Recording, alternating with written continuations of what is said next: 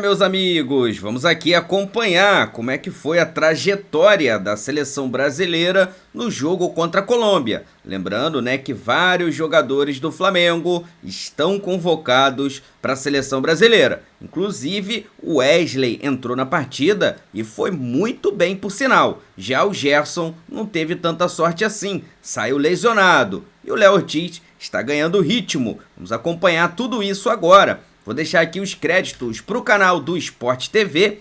O link deles está aqui na descrição desse vídeo. Agora vem comigo e vamos acompanhar o que eles falaram do jogo Brasil e Colômbia, inclusive tratando dos jogadores do Flamengo que estiveram em campo. Vamos lá.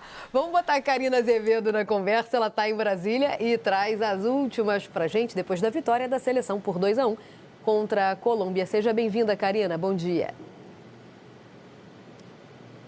Oi, Mari, obrigada, bom dia para você, para o Lofredo, a todos que estão aqui no News com a gente. Bom, eu estou aqui no hotel onde a seleção está concentrada, em Brasília, só que dessa vez eu estou na parte de trás do hotel, porque é ali por essa porta que jogadores e staff costumam fazer essa movimentação, né, de entrar, sair.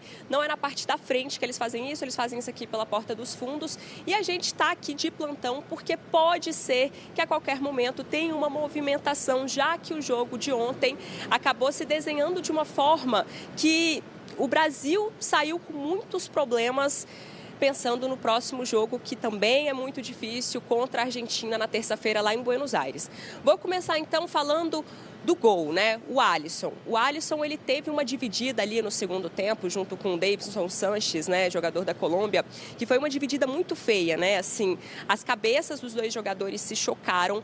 O jogador da Colômbia, inclusive, caiu desmaiado, ele recobrou a consciência pouco tempo depois.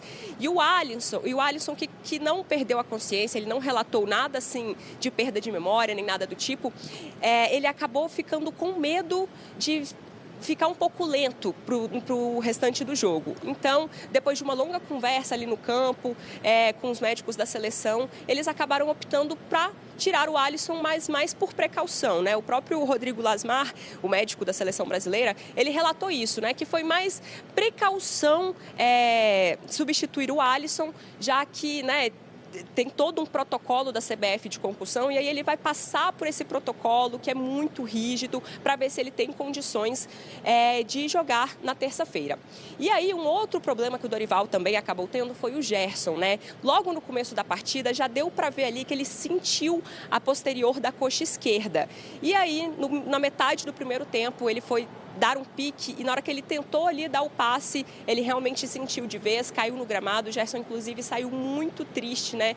Até um pouco emocionado, assim, meio desolado ali por causa disso, e acabou sendo substituído também. O Gerson vai passar por exames de imagem, mas pelas falas do Rodrigo Lasmar, dá para ver que o Alisson tem mais condições, digamos assim, é mais provável que esteja à disposição do Dorival na terça-feira do que o próprio Gerson. E aí outros problemas que o Dorival também encontrou foi em questão de cartão amarelo, né? Porque o Bruno Guimarães e o Gabriel Magalhães receberam cartão amarelo e estão suspensos. Eles estavam na longa lista de pendurados da seleção e eles também estão suspensos, então, para esse jogo de terça-feira.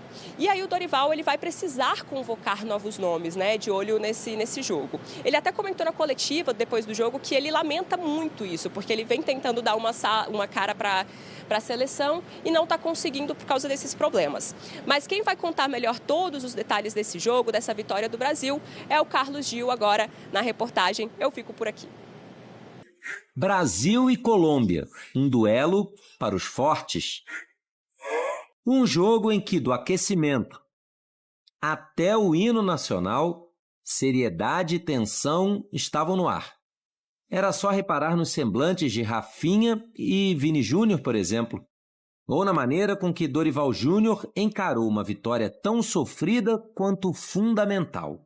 Aqui ninguém está satisfeito com nada, ninguém está aliviado com nada, ao contrário. Ainda assim, o peso do mundo deixava as costas do treinador e de toda a seleção ao final de acidentados e emocionantes 90 e muitos minutos. Lá no início, um Brasil que vai mudando de feições. Quando na primeira jogada de ataque, Rafinha lançou Vini, que foi derrubado na área. Coube ao artilheiro da equipe nas eliminatórias, agora com 5 gols, a cobrança segura. Gol!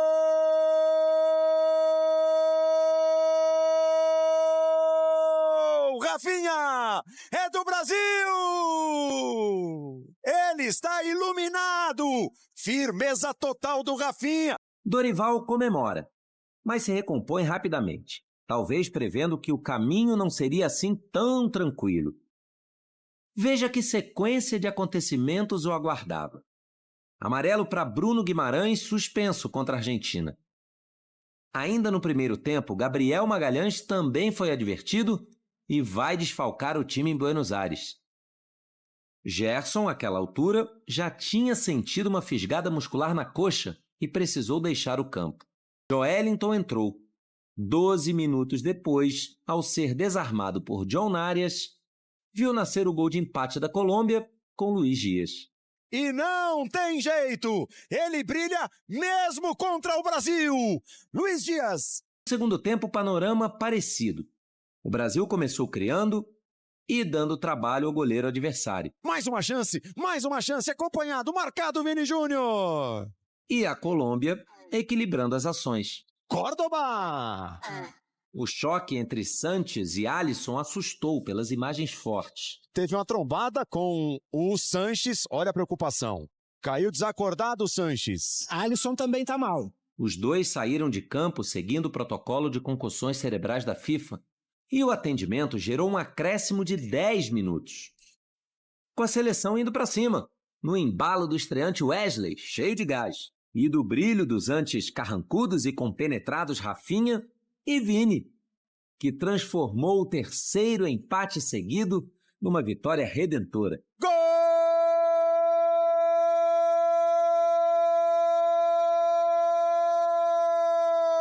Vini Júnior! Aquele que desfila em campos europeus pode ser protagonista, sim! Normalmente eu não chuto muito de fora da área, mas tinha confiança que a gente iria fazer um grande jogo hoje e que a gente precisava de um gol desse, né? De um desvio e mudar, para que possa mudar a nossa trajetória.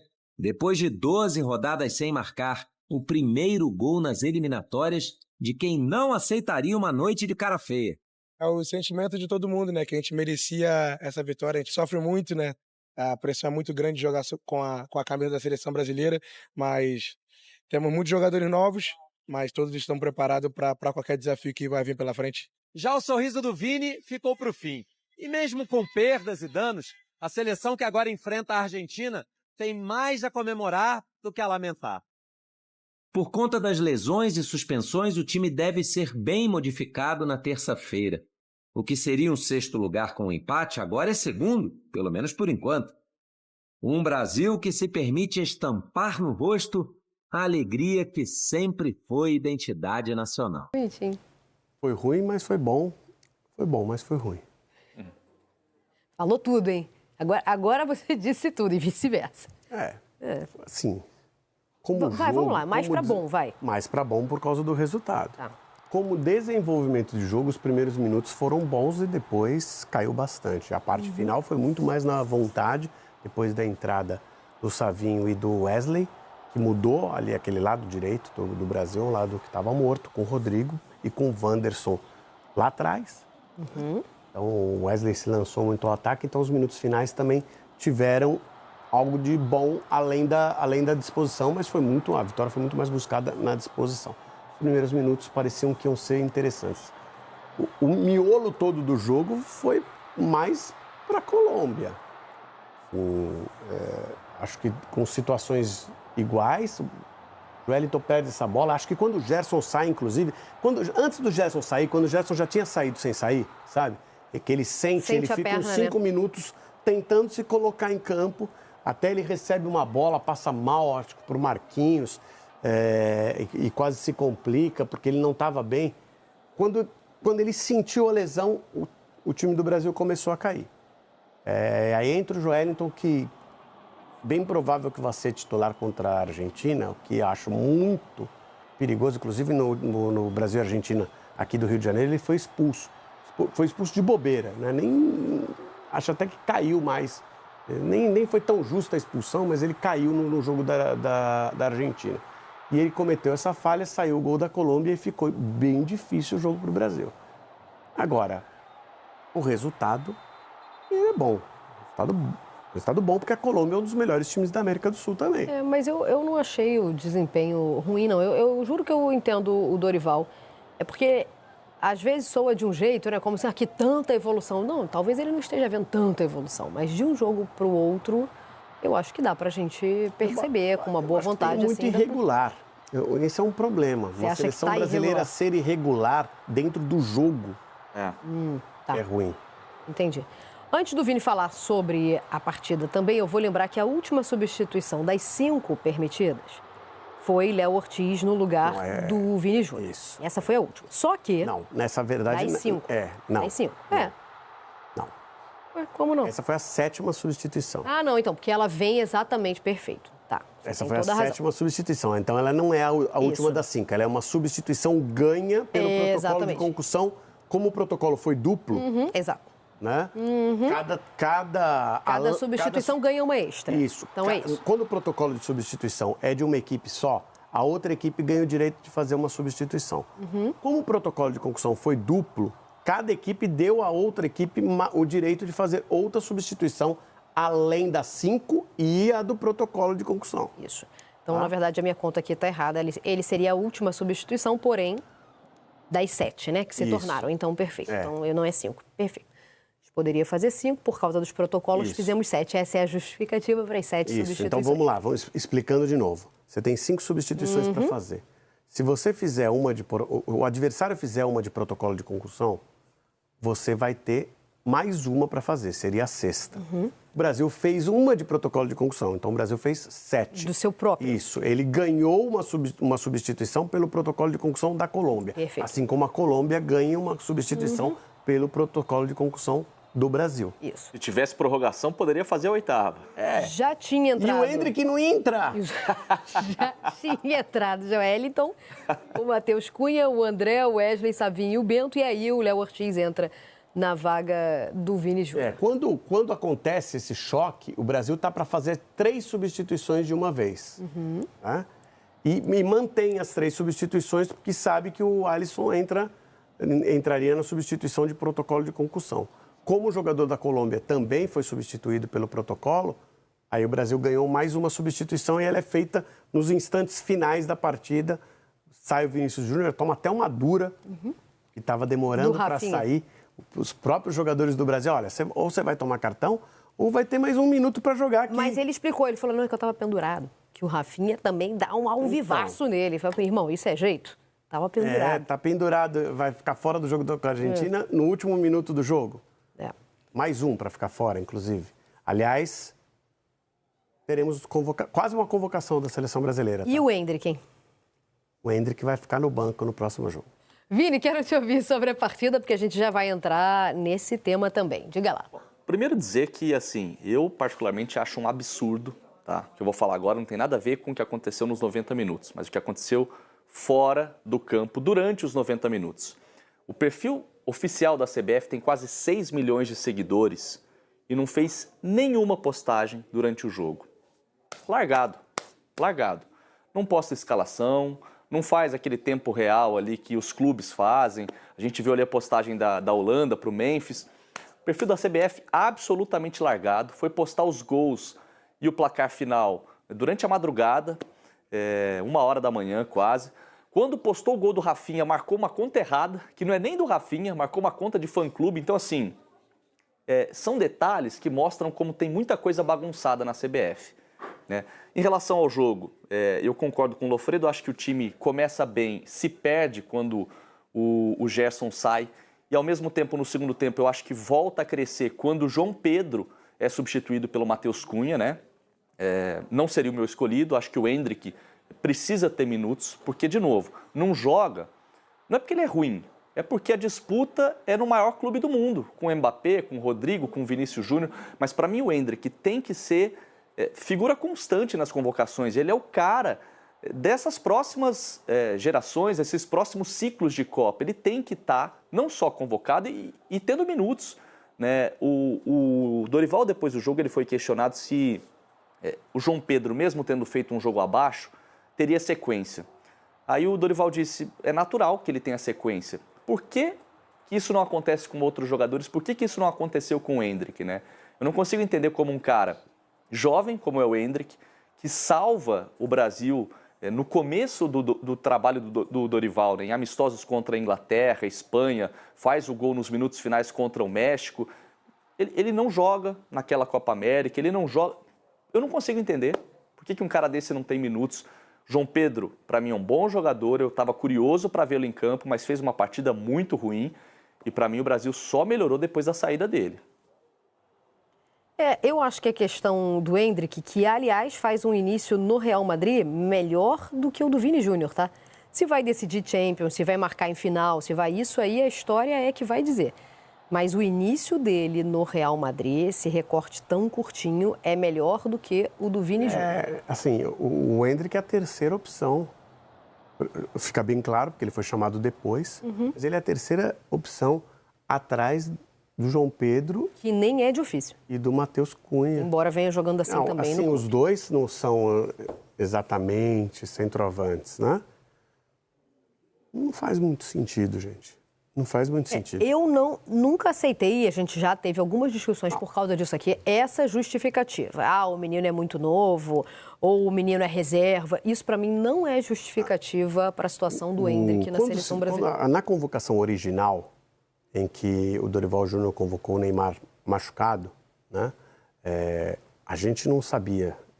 Difícil acreditar que o Santos não soubesse, que o Dorival Júnior não soubesse que o Neymar poderia não jogar no final de semana, tá? Poderia, não estou dizendo que não jogaria, mas que ele corria o risco de não jogar. Corria o risco de não jogar no final de semana, ou seja, que ele estava machucado.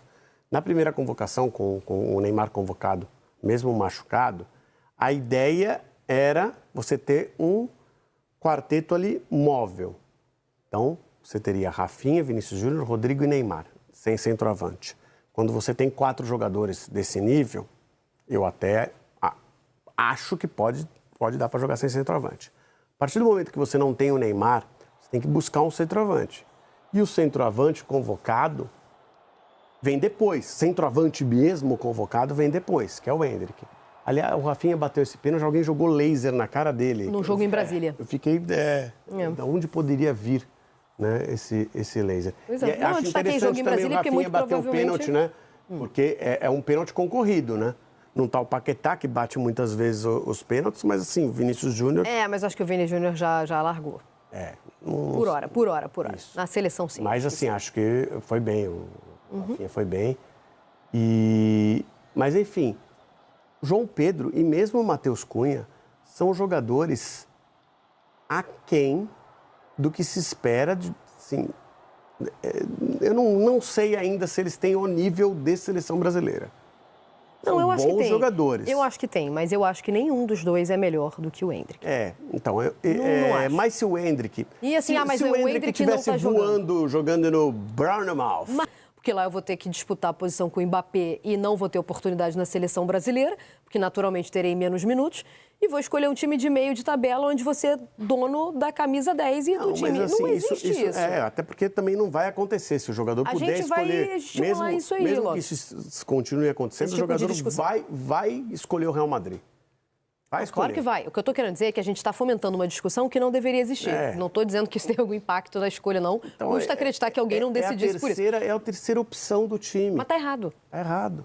Não, ele não joga. Gente, um rachão no Real Madrid exige muito mais do Endrick do que qualquer jogo de meio de tabela do João Pedro. Ou não é? Até porque ele joga pouco no Real Madrid. Como é que não é?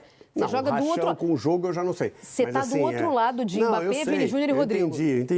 Eu entendi, mas a competitividade do jogo, sim, enfim, da competição oficial. Treino. Mas só para destacar que ele joga pouco no Real Madrid, mas quando joga faz gol. Mas isso que eu estou falando, o início dele no Real Madrid é melhor do que o do Vini. A proporção de gols e minutagem em campo é ótima. E acho que se ele jogasse na seleção, tivesse mais oportunidades, isso seria importante, inclusive, para que ele ganhasse mais protagonismo ou mais oportunidades no próprio Real Madrid, porque daqui a pouco fica... a seguinte impressão para o Ancelotti, para os torcedores: poxa, esse menino não joga tanto aqui, quando vai para a seleção, ele é o cara da seleção, ele faz gol na seleção, ele precisa jogar mais aqui. Então, o Dorival, acho que fica com a impressão de que ele não joga lá, eu não vou escalá-lo. Mas se ele fizer o caminho inverso, de dar minutos para o Endrick na seleção, talvez ele ganhe mais minutos no Real Madrid, por ter protagonismo na principal seleção do futebol mundial. Em 2024, o Endrick teve 3 jogos de Liga dos Campeões, somando 78 minutos.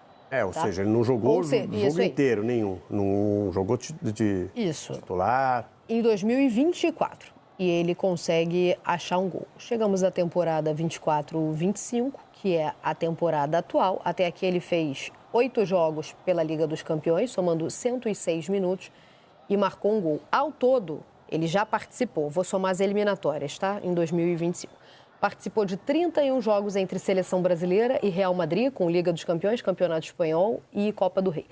566 minutos e 6 gols marcados. Tem o Endrick até aqui. Os gols marcados todos com o Real Madrid, tá? 4 na Copa do Rei. É verdade que na Copa do Rei e no Campeonato Espanhol... No Campeonato Espanhol, sim, mas na Copa do Rei o time é mais mesclado, então ele tem mais oportunidades. Então ele tem 4 gols na Copa do Rei, 1 no Campeonato Espanhol e 1 na Liga dos Campeões. Esse início aqui é melhor do que o início do Vini Júnior, mesmo considerando que ele tem...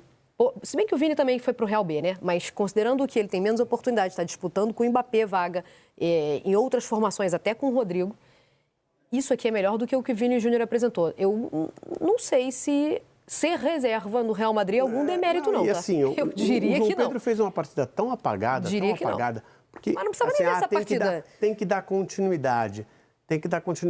Mas esse discurso só vale para alguns.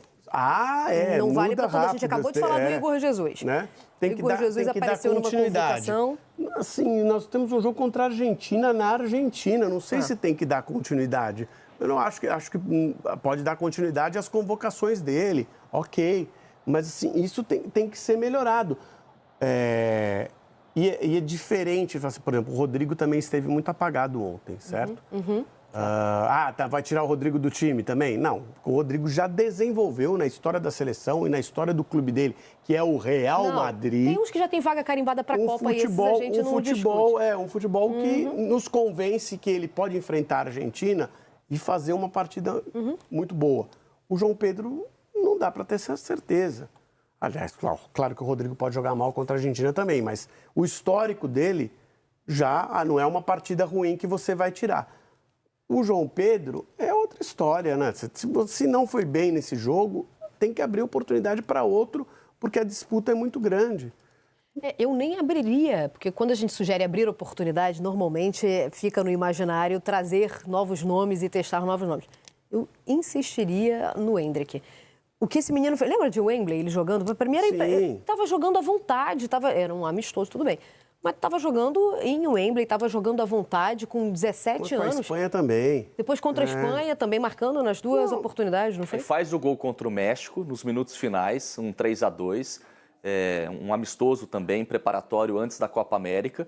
Aí o Dorival começa a Copa América sem o Endrick, né? Todo mundo imaginava, poxa, pelo que fez contra a Inglaterra, Espanha, entrou e fez o gol que deu a vitória contra o México. A Copa América é com o menino. Aí ele não joga. O discurso do Dorival na época é de que ele teria minutos progressivos, né? Jogo após jogo ele teria mais minutos. Muito pelo contrário, a participação dele foi diminuindo da estreia até os outros jogos. E aí, quando o Vini Júnior fica suspenso, num jogo terrível contra o Uruguai, aí sim, bota o garoto, começa como titular, vê o que ele faz. Então, assim, por que esse discurso de continuidade vale para alguns e não vale para outros, né? Não, e tem um outro problema para a gente abordar de gestão da seleção brasileira.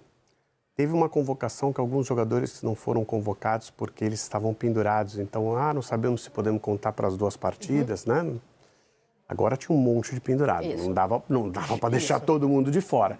Você tinha que estar preparado, principalmente em algumas posições, para a situação que ocorreu ontem. Galera, e olha só, hein? Olha esses números aqui que realmente impressionam bastante do Wesley, né? O Wesley que fez uma boa estreia, tá? Jogou com muita raça, muita vontade e deixou ótimas impressões nesse confronto, né, contra a Colômbia. O Wesley faz grande estreia pela seleção brasileira e lidera estatísticas em vitória contra a Colômbia. Tá aqui, 11 minutos jogados, de 12 passes, ele acertou 11, ou seja, um aproveitamento de 92%, 2 passes decisivos, de 6 duelos. Parceiro, ontem ele foi realmente um pitbull dentro de campo. Venceu os 6, tá? Os 6 duelos ele venceu os 6. E detalhe, foi o cara que mais venceu duelos na seleção brasileira durante esse período, né? Durante o jogo. 3 desarmes também, foi o primeiro ali do jogo, tá? Em desarmes. E 2 faltas sofridas, tá? Então, os números do Wesley, né? Números excelentes, tá? Para uma estreia, olha, realmente impressionante. Já o Gerson, galera, que saiu, né, sentindo dores, na própria madrugada ele foi ao hospital para fazer exames, tá? Então o Gerson passando por exames médicos já na própria madrugada ali, depois do jogo, e vamos aguardar, né, para saber ali as notícias, né, oficiais, tá? Não adianta ficar especulando se é uma lesão de grau 1, grau 2, de que grau ou se é realmente uma lesão constatada. Vamos aguardar, né, uma notícia oficial da CBF ou do Flamengo sobre a situação, né, do Gerson, beleza? Galera, vou deixar aqui os créditos pro canal do Sport TV. O link deles está aqui na descrição desse vídeo. Vou pedir a você que ainda não é inscrito para se inscrever no canal, ativar o sino e deixar o like. Daqui a pouco eu vou trazer mais novidades para vocês aqui, hein? Fica ligado, porque afinal de contas, isso aqui é nossa paixão, isso aqui é nosso amor. Fui, nação!